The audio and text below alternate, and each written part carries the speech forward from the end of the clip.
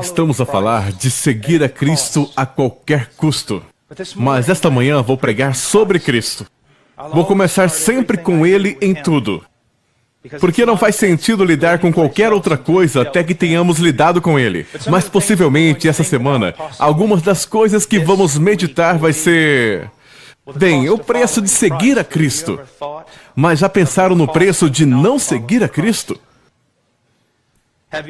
Já pensaste o quanto já perdeste nesta vida?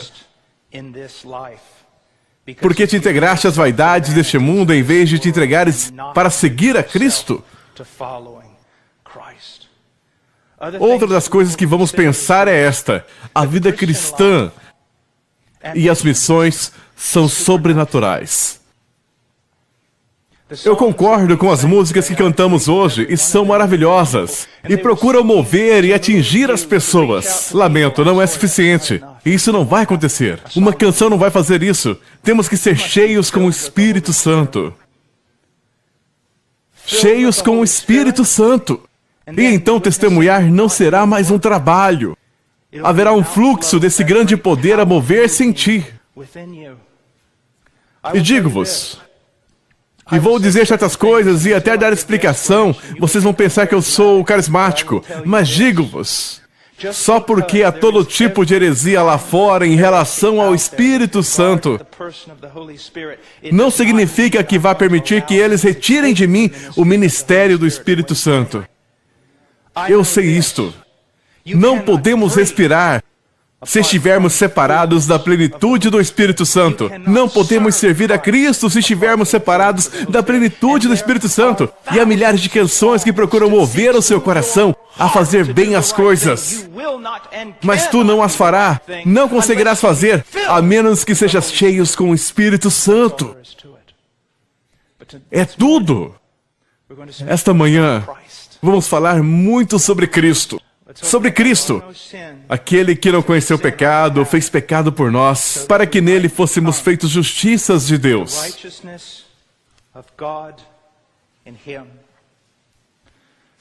Ao longo dos tempos, alguns dos maiores teólogos da igreja tiveram medo de tocar nesta passagem. O que significa? Aquele que Isaías viu no templo, aquele de quem os anjos cantam Santo, Santo, Santo. Naquele madeiro, aquele que não conheceu o pecado foi feito pecado por nós. Isto é algo que temos que entender. Temos que entender. Mesmo começando com um texto como este, deixe-me dizer algo. Se a tua mente está devagar, devia cair sobre o teu rosto agora mesmo e chorar. Porque uma passagem como essa, sobre o Cristo que te redimiu, pode ser lida e tu continuar apático. Se pensas que fui longe demais, quero que saiba que o teu coração está errado e te deves arrepender. Te deves arrepender. Não há maior mensagem, não há maior pensamento do que sobre o que Cristo fez por nós lá na cruz. E se isso não te toca, é porque o teu coração está morto. Pode ter religião, pode ser evangélico, pode ter feito aquela oração do pecador milhares de vezes, mas posso garantir-te, não conheces a Deus. Então vamos falar de Cristo e da cruz. Porque esta é a motivação principal para tudo. Se tens alguma motivação na vida cristã que não seja Jesus Cristo, então és um idólatra. Se procuras fazer as coisas porque é correto fazê-las, porque é moralmente correto, porque honram essa ou aquela pessoa, é idolatria. Tudo o que fazemos, lançamos a Ele. E quanto mais fazemos sobre Ele, mais seremos atraídos, tocados e fortalecidos para o seguir. Precisamos ouvir o Evangelho de novo, e de novo, e de novo. Precisa ser exposto e explicado. Precisa ser crido pelo pregador, sabendo que não precisa de outra ferramenta. O Evangelho é suficiente. O Evangelho é a única mensagem que pode salvar. Pensem nisso dessa forma. Nunca houve. E para os pregadores que acham que chegaram à perfeição sem pecado, ou para os cristãos que acham que nunca pecam, diga-lhes isto. Nunca houve um momento da tua vida, quer enquanto pagão, quer enquanto cristão, nunca houve um momento na tua vida que tenhas amado a Deus como Ele deve ser amado. Nunca houve um momento na tua vida que tenhas amado a Deus como Ele deve ser amado. Uma vez perguntaram-me qual é o maior pecado. Eu disse, bem, nunca pensei nisso dessa forma. Acho que tenho que pensar sobre isso. Pensei um pouco e disse, suponho que o maior pecado seja quebrar o maior mandamento. E o maior mandamento é amar o Senhor teu Deus de todo o coração, alma, mente e força. E estou aqui hoje para vos dizer que vocês nunca fizeram isso. Nunca. O que significa que Cristo foi feito pecado? Significa que quando Ele estava naquele madeiro, se tornou impuro, se tornou corrompido, que a sua natureza, a sua pessoa se tornou em algo vil, repugnante, pecador. O que significa que Ele foi feito pecado? A resposta está no mesmo texto. Veja o verso 21. Aquele que não conheceu o pecado, fez pecado por nós, para que nele fôssemos feitos justiça de Deus. Como Cristo se tornou pecado? Como foi Ele feito pecado? Como é que nós nos tornamos justos? Quando cremos no Evangelho. Então está aqui a resposta. No momento em que a pessoa crê no Evangelho, não se torna num ser justo.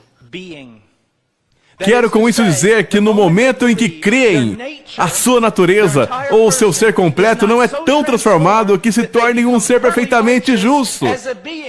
E nunca mais pequem. Não é o que a Bíblia ensina. Não, nos é injetada uma graça especial que nos deixa imunes ao pecado. No momento em que creste em Cristo, não te tornaste um ser justo, e posso provar isso. Ainda pecas. O que te aconteceu no momento em que creste em Cristo foi ser judicialmente, legalmente declarado justo perante o trono de Deus. Foi uma declaração judicial perante o trono de Deus. É justo, não pela tua virtude, não pelo teu mérito, mas pela virtude e méritos de outro. Jesus Cristo, o Senhor. E foi tratado por Deus como culpado. Ele sempre foi, e é e será o Cordeiro de Deus sem mancha. Mas naquele madeiro, os pecados do seu povo foram-lhe imputados. Vem do latim imputare, que significa pensar ou considerar. Ele foi legalmente declarado culpado e Deus tratou-o como um Deus justo trataria o perverso. E isso é terrível. Quero que vejam isso. É muito importante. Cristo suportou o nosso pecado e Cristo tornou-se a maldição. E vocês dizem, sim, irmão Paul, já ouvimos alguns dos teus sermões em que pregas sobre isso. Não, agora vamos mais fundo. Penso que foi há 2 anos atrás, quando estava aqui, que falei algo sobre isto, mas vamos mais longe agora. Cristo tornou-se maldição naquele madeiro. Louvado seja o nome do Senhor. Ame a Cristo. Busque amá-lo.